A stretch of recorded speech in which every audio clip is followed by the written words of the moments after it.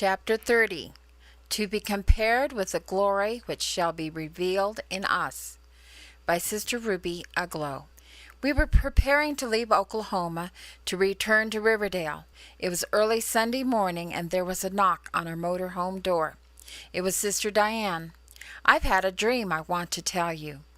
We joined Sister Diane outside, as our motorhome was too crowded. We sat on a bench in Brother Sozio's yard. What a perfect morning, I thought, as Sister Diane began to tell her dream. The more she told of her dream, the more it was spoiling the perfect, peaceful morning. The Lord showed her a large calendar with September 15th circled. He rehearsed her to make sure she understood that was the date. She dreamed of a large earthquake in downtown Wichita, Kansas, which was to take place on September 15th, 1981. For some reason, the dream wasn't witnessing with my spirit the way I knew it should if God had spoke it.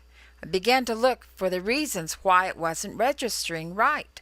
Sister Diane was very serious. I knew that she wouldn't lie. She was waiting for my reply. The only reply I could give her was, "We'll have to wait and see what will happen." In the months that followed, I would think of the dream now and then, or from time to time. For several months, the dream never seemed to be at all bothersome to me. But when the ball started to roll, it was like a snowball. As it rolled, it grew. A young man who had attended our church at one time reappeared with a dream very similar to Sister Diane's. Now his dream wasn't witnessing with my spirit either that Wichita would have an earthquake. Sister Sarah called one day. "Sister Ruby, I would like to bring my clothes down to the church where they will be safe." Another woman who had come to our church for a short period of time showed up at church one Sunday morning with an earthquake dream. As she told her dream to the body, she wept over Wichita being hit by this earthquake. Immediately I thought, oh no, Sister Diane has told her about her dream also. This sister cried more and more. Usually when anyone cries like that, I too am crying, but I felt dead and empty inside.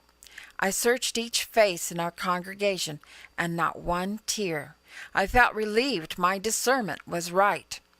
Then the sister's crying changed into wailing as she pleaded with us to please get out of Wichita for your safety's sake. When she returned to her pew, I spoke to the saints. God never leaves his people without direction. I know he'll direct us when the time comes.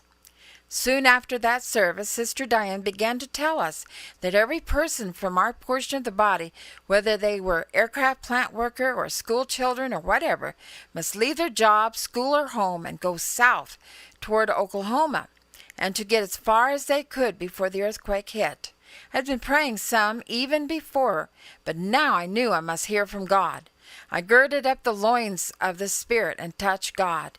He reassured me in that peaceful, gentle, loving way that he was fully aware of Sister Diane's dream and that he definitely would direct us.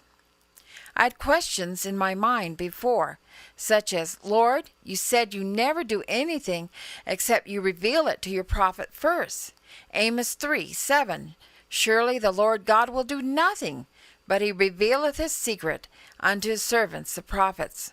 Lord, I know you could work differently than that, because I see in your word that David ate the shewbread, which was not the usual custom. The shewbread was eaten only by the priests. So that if you want to tell Sister Diane something instead of telling the ministry, then I will submit to that. It is all right with me as long as I know it's you who is speaking, and that you give us an understanding by what you are speaking." Matthew 12:3-4. But he said unto them, "Have ye not read what David did when he was a-hungered, and that they that were with him, how he entered into the house of God and did eat the shewbread, which was not lawful for him to eat, neither for them which were with him, but only for the priests?" Sister Sarah called me bright and early as usual. This time her question was, "Shall I get earthquake insurance?" What could I tell her? God hadn't reassured me yet that there was going to be an earthquake. To be honest, the more I thought of it, the more I thought perhaps I should get some too. I never lived near as close to downtown, but an earthquake that large could surely shake our house out there on the edge of town. For several mornings this sister would have the same question for me, and each time my answer was the same. I don't know. God hasn't told me there will be an earthquake. What a puzzle.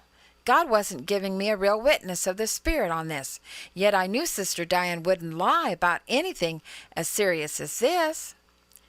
Now it was only 1 week until September 15th. I was getting in earnest with God. I got a pencil and paper and began putting my thoughts and questions before God. Lord, I got to have an answer soon. We're leading your flock. We've always tried to be a good shepherd.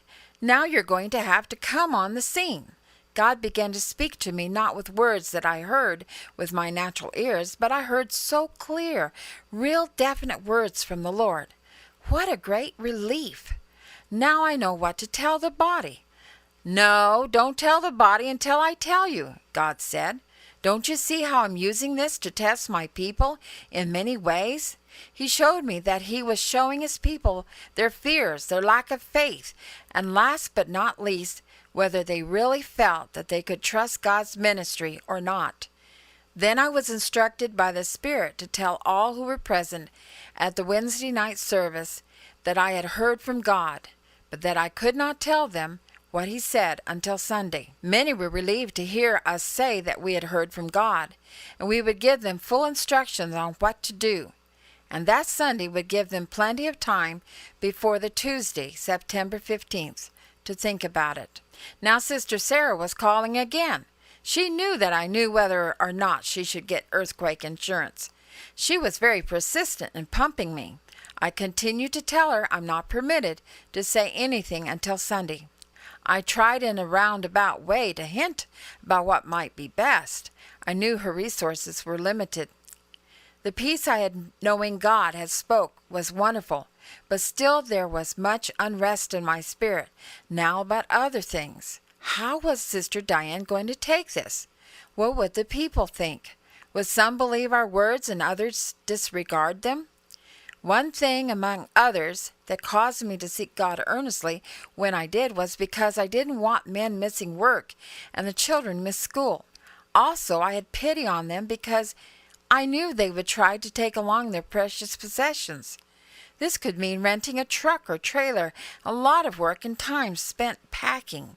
Then there was the question, how foolish will our church look to those who had heard the dream and knew we were headed south to be safe, if indeed there was no earthquake. Sunday arrived. You could feel the tension. When? What? I spoke from the pulpit. None of you need to go to Oklahoma or anywhere else. There's going to be an earthquake, but it's not in downtown Wichita. It's going to be in Sister Diane. God is going to shake her earth. That is where the earthquake will be. As I looked at Sister Diane, it was like my heart was bleeding for her. An earthquake of that magnitude was going to be really difficult. Yet I must say, I was glad at the same time because, as she later said, she was out of joint. I knew God was going to have to do much correction in Sister Diane, so the other members of his body wouldn't have to suffer because she was out of joint. I told the people, if you want to go south, you can, but we are not going anywhere because God has said that this is not a natural earthquake. How I hoped that none would leave, because I knew it was a test for them to see if they could really believe the ministry and trust their lives with them. There was still more anticipation. How many would believe and how many wouldn't believe? I heard nothing from anyone. Wednesday, September 16th, when we came together again, I found that none had packed, none had left work or school, and none had traveled south. How our hearts rejoiced that we were all safe and that God had directed his people again. All of Sister Diane's earthquake dream was symbolic. It was after that Sunday service before her earthquake I explained what the symbols were to her. The bank falling meant that her finances would be devastated, which they were. It meant all means of her transporting herself to do her little off-color mischief would be done away with, and it was. The end of Sister Diane's dream was that she felt herself being pulled away from the city. I was being drawn southward. The city she was being drawn away from was the many things which had been built or established which God would have to destroy. Drawn southward means into peace, harmony, tranquility. This is the meaning of south. North is the symbol of the opposite, adversity, war, disharmony, and friction. As that city, Sister Diane's inward self shook, I could understand more of the symbols in the dream. Hebrews 12:26-28, whose voice then shook the earth, but now he hath promised, saying, Yet once more I shake not the earth only, but also the heaven. And this word, yet once more, signifieth the removing of those things that are shaken, as of things that are made, that those things which cannot be shaken may remain. Wherefore we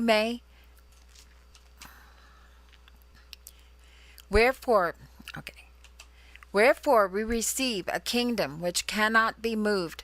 Let us have grace whereby we may serve God acceptably, with reverence and godly fear. That which remains is whatever is of God. I saw God coming forth in Sister Diane. Only God could make one to stand in such an earthquake. Beside God's strength and encouragement and the prayers and the love of the saints, Sister Diane had an unyielding determination to follow on to know her God.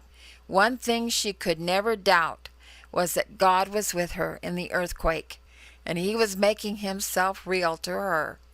The experiences she suffered are treasures in her treasure chest, which she opens often. She is now a joint supplying others. Ephesians 4:15-16. But speaking the truth in love may grow up unto him in all things, which is the head, even Christ, from whom the whole body fitly joined together and compacted by that which every joint supplieth, according to the effectual working in the measure of every part, making increase of the body unto the edifying of itself in love. 2 Corinthians 4:7.